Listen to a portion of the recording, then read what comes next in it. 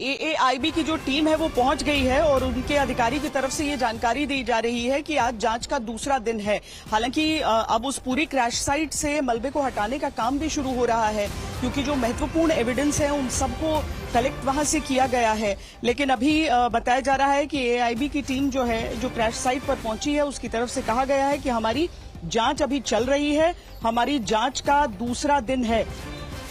ये एएआईबी की टीम की तरफ से कहा गया है।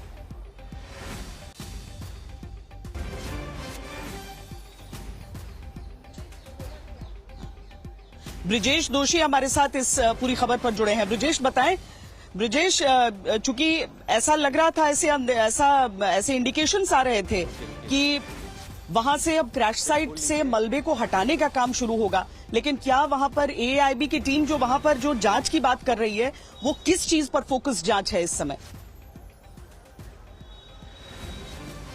देखिए, अभी जो अधिकारी से बात हुई, डायरेक्टर हैं वो संजय सिंह, उन्होंने कहा कि हमारी जांच का ये दूसरा दिन है, हर पहलू पे हम जांच कर रहे हैं। तो उनकी ओर से ये कहा गया कि हर पहलू पे हमारी जांच चल रही है। तो उन्होंने वो क्लैरिफाई नहीं किया कौन सा पहलू, पर एआईबी जो है वो पूरा जो एक्सीडेंट हुआ है, जो हादसा हुआ है, तो हादसे की जाँच करिए, किस तरह हादसा हुआ, क्या हुआ था।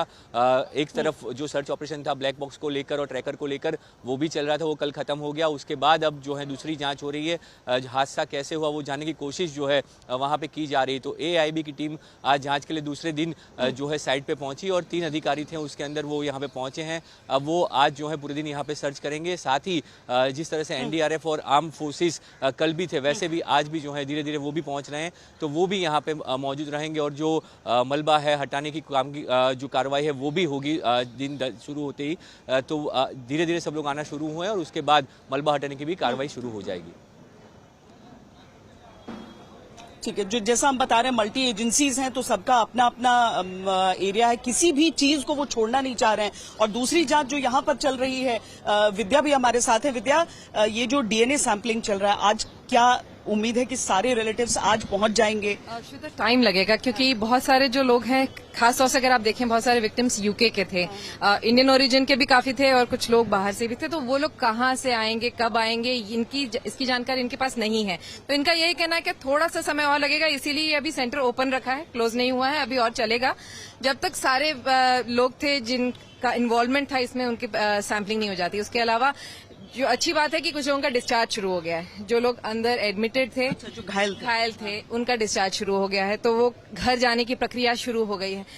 बस ये sampling, handing over of body, ये एक बहुत बड़ा अहम पार्ट है जिसमें एडमिनिस्ट्रेशन को कंसंट्रेट करना है। लेकिन मतलब ये युद्ध स्तर पर लगे हैं सारे, बहुत सारी टीम्स, ऐसा कहा जा रहा है कि तकरीबन 30 डॉक्टर्स लगे हुए हैं सैंपलिंग का एग्जामिनेशन करने में, ताकि जल्द से जल्द रिपोर्ट मिल जाए, जल्द से जल्द मैचिंग हो जाए तो हैंडिंग ओवर शुरू। क्योंकि देखिए, एक रेस्टलेसनेस शुरू हो गई है, जो लोग थे फैमिलीज में, कितना इंतजार, 72 आवर्स ठीक है, अपने आप को पहले समझा लिया 72 आवर्स, लेकिन बैठे बैठे थक जाते हैं लोग और एक रेस्टलेसनेस शुरू हो जाती है। तो कल दिख रहा था शाम तक, काफी सारे लोग परेशान दिख रहे थे कि बोलते हैं कि सिर्फ एक कॉल का इंतजार करो तब पता चलेगा। ये कोई तरीका है क्या? ऐसे लोगों ने मुझे बोला तो मुझे समझ में आया कि लग रहा है कि एक रेस्टलेसनेस है लोगों में जो शुरू हो रही है। 32 मतलब 3 दिन कम से इंतजार लंबा है लोगों के लिए। बिल्कुल बिल्कुल।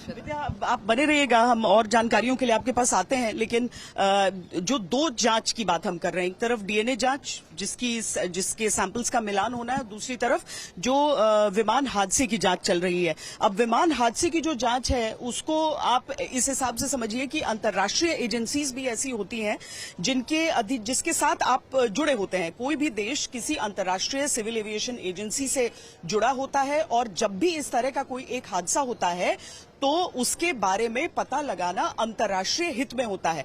यानी कि ये बोइंग विमान जो है, बोइंग विमान बाकी दूसरे देशों में भी उड़ान भरता है, ऐसे एयरक्राफ्ट दूसरे देशों में भी है। अगर उसमें हम स्पेसिफिक 787 ड्रीमलाइनर की बात कर लें तो उनकी भी संख्या बाकी देशों में है, अमेरिका में बड़ी संख्या में वो इस्तेमाल होते हैं।